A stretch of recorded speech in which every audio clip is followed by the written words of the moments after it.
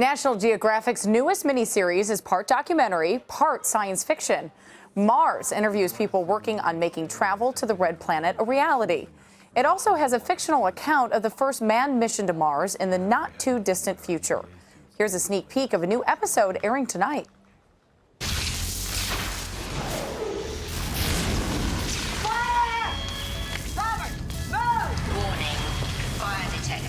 Laboratory section. May extinguish that. System malfunction. Into the airlock. Fire! Go! Everybody, into the airlock. Move! With the pressurized to put out the flames. Go! One of the actresses on the show, Jihae, and John Grunsfeld, a former NASA astronaut, spoke with CBSN's Josh Elliott about how realistic the technology is on the show. So the show is two parts. It's science and technology and then science fiction. And so your question really, of course, is the science fiction, did they get it right? Yeah. And there are parts that you can get right, and there are parts you can't. So you have to, suspend some of the laws of physics. So for instance, the scenes on Mars, the actual force of gravity isn't right. But there's no way you could have a series if you actually had to do that. In 125-degree weather. We don't have a Mars that we can film on yet. If you filmed it on Mars, it'd be great. Right. So I wish you'd done that. That'd be fantastic. Maybe season 3. Yeah, that's right, yeah. Or season 30. Exactly. So there are little things like that. It's the same for spacesuits. I've spent a lot of time in a spacesuit, and it's big, it's bulky, it's hard to move, and that's because it's pressurized so that you have oxygen so you can breathe. On the surface of Mars, it has an atmosphere, but it's super thin. So you're still going to be in a big, well, not necessarily big, but at least a pressurized suit.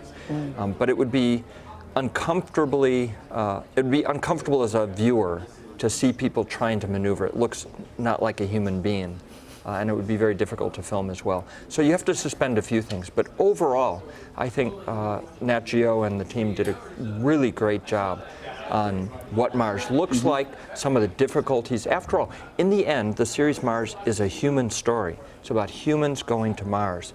And the story elements are really what make it realistic. The struggles that people will have, the risks are real. And Jihae, as an actress, I suppose you're happy that it was Casual Friday on Mars then, to not have to struggle. But the story of you getting these roles, it's really a remarkable one, if only because you are maybe more surprised than anybody at the entire thing.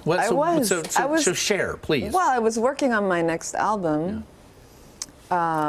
writing songs, and I got an email from the director, and I think I was told what happened was that they were casting for this role for 4 months without any luck, to a point where the director was like, okay, why don't we open up it to different races? And he was going through hundreds of tapes, and he saw someone that reminded him of me, and then he realized, oh my gosh, what was I thinking? She's the one.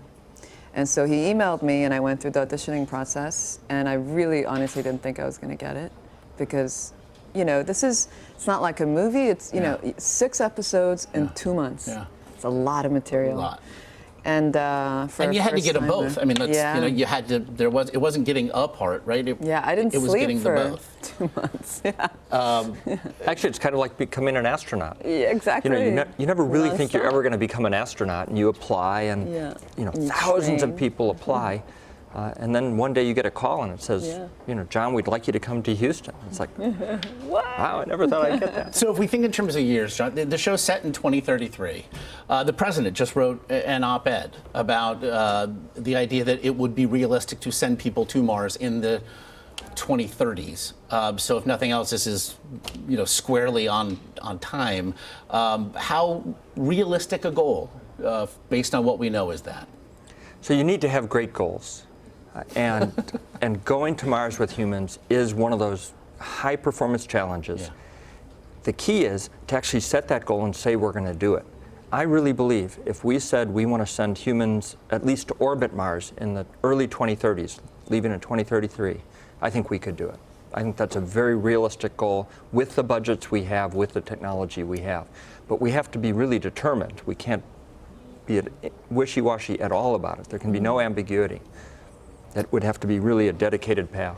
Has the experience, Jihae, made you, if nothing else, more or less interested in the idea of helping to colonize Mars, I suppose. I've become a complete space geek.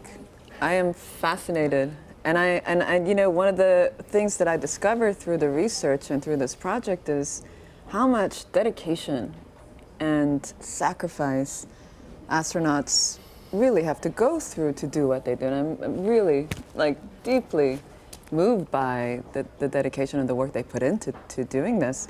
And it's really, you know, it's the people in the sciences and math and engineering. These are the people that we should really make celebrities, because they're the ones that make us move forward as a human species. So there you go. So John, I had camera 3 brought in special for you. As a space geek then to 2 others, really appreciate you being here. It is a phenomenal show, Wonderful. admittedly. Thank you. It must be watched. Thank you both for being here. Thank you. Our pleasure. Thanks. Thanks for having us.